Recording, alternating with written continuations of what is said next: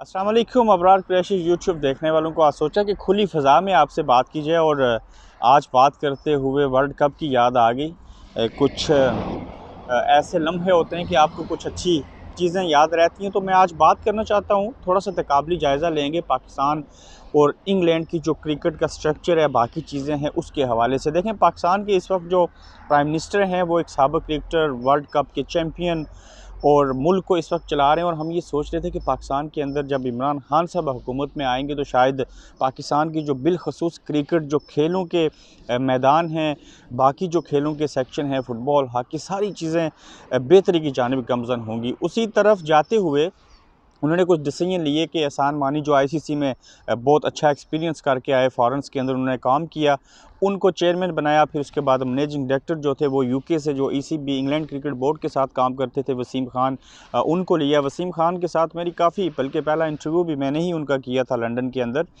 हम ये देख रहे थे कि शायद पाकिस्तान के अंदर बिलखुसूस क्रिकेट में काफ़ी बेहतरी आएगी, लेकिन उन्होंने अपने तजर्बात तो शुरू कर दिए।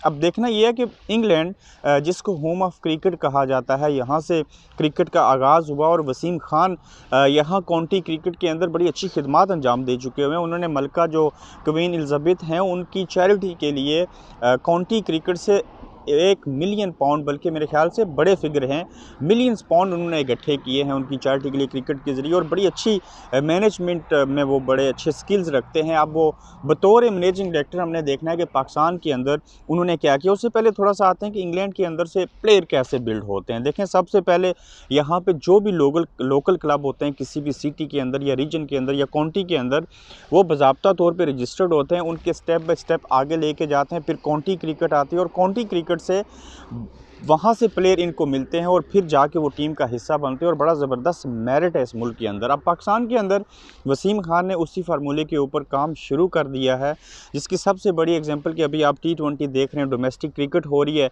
इससे पाकिस्तान को आप देख लें कि लाहौर में जो पिछले हफ्ते के रोज़ वकार यूनुस ने सेशन लगाया, उसमें कम से कम 25 जो नए यंग बॉलर थे उनके वहाँ पे टेस्ट हुए, उनकी चीज़ों को देखा गया। और अब जो T20 और वर्ल्ड कप के अंदर जो खिलाड़ी शामिल हुए हैं, इस डोमेस्टिक क्रिकेट और T20 का बेनिफिट ये होगा कि चंद खिलाड़ी हमें नए मिल चुके हैं और उसकी वजह से हमें ये दिखाई दे रहा है कि अगर इंग्लैंड के स्ट्रक्चर की तरह हम पाकिस्तान के अंदर भी क्रिकेट को ग्रास रूट लेवल से ऊपर लेके आएँ तो हमें अच्छे खासे प्लेयर्स मिल सकते हैं। स्कूलों और कॉलेजेस की सतह के ऊपर जो है अच्छी तरह से अगर हम टीमों को बिल्ड करें, उनको उनके मैचेस करवाएं, उनकी लीग्स हों, तो उस तरह से हम अच्छे प्लेयरों को वहाँ से ले सकते हैं। लेकिन अब देखना यह है कि क्या पाकिस्तान के सिस्टम के अंदर जो 3 साल के लिए वसीम खान वहाँ पे गए हैं, ये 3 सालों में कुछ ऐसा कर सकते हैं कि पाकिस्तान के अंदर क्रिकेट जो है उसमें बेहतरी है। और आप लोग भी इस चीज़ के ऊपर ज़रूर अपनी राय का इजहार करेंगे।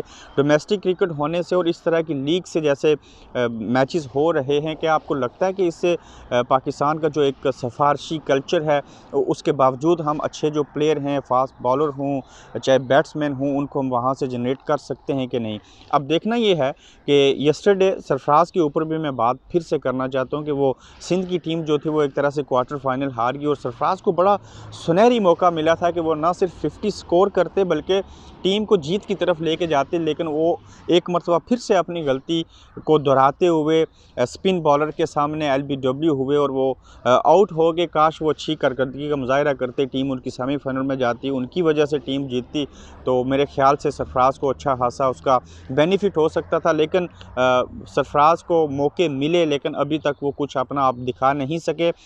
इसके अलावा देखा जाए तो मोइन खान ने एक स्टेटमेंट दी।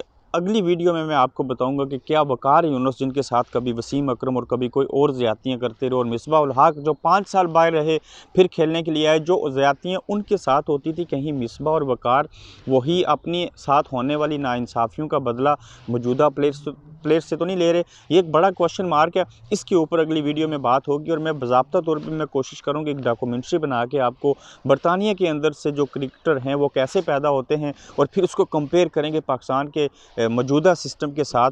तो कोशिश करूँगा कि आपको ये चीज़ दिखा सकूँ कि क्रिकेट को कैसे मजबूत बनाया जा सकता है।